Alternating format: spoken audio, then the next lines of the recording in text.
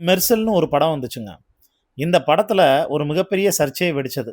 அப்ப பிஜேபியில வந்து முக்கிய பிரமுகரா இருக்கக்கூடிய ராஜா, அவர் தான் ஜோசப் விஜய் ஒரு ஆன்டி இண்டியன் அப்படின்னு வந்து ஆரம்பிச்சாரு.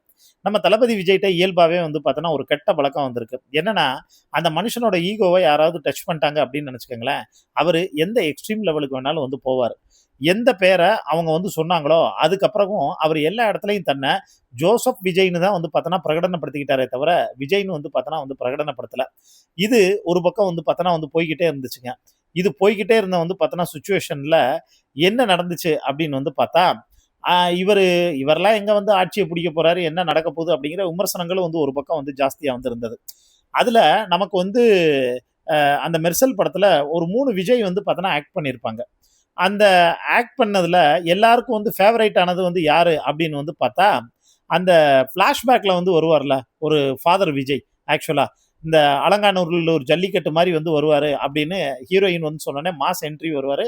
"ஆளப் போறான் தமிழன்" அப்படிங்கிற அந்த பாட்டு வரும். அதுல அந்த ஊரு கண்ணு, உறவு கண்ணு, ஒண்ண சுத்தி பாக்கும்ன்னு அந்த பாட்டெல்லாம் வந்து பார்த்தோன்னா வந்து வரும். அந்த பாட்ட இப்ப நம்ம விர்ச்சுவல் வாரியர்ஸ் டீம் வந்து எடுத்து, அந்த மனுஷன் வேட்டி சட்டை போட்டு வந்து வரும்போதும் சரி, கோட் ஷூட் போட்டு வந்து வரும்போதும் சரி, அவருக்கு வந்து போட்டு ட்ரெண்ட் பண்ணிக்கிட்டு இருக்காங்க. சோசியல் மீடியாவுல அது பயங்கர வந்து பார்த்தோன்னா, சென்சேஷனலா வந்து மாறியிருக்கு. வைரலாவும் வந்து போயிட்டு இருக்கு. பொதுவா ஒரு பெண்ண வந்து ஒரு நடிகை எடுத்து எல்லாரும் வந்து போட்டு அத வர்ணிப்பாங்க, அழக கொண்டாடுவாங்க, வப்பாங்க. இது அப்படியே உல்டாவா அந்த மனுஷன் வந்து சிரிக்கக்கூடிய சிரிப்பு முதற்கொண்டு எல்லாத்தையும் வந்து எடுத்து அவர ட்ரெண்ட் பண்ண ஆரம்பிச்சுட்டாங்க மக்களே. இத பத்தி உங்களுக்கு தோணக்கூடிய கருத்துக்கள மறக்காம கீழ இருக்கக்கூடிய கமெண்ட் பாக்ஸ்ல மென்ஷன் பண்ணுங்க.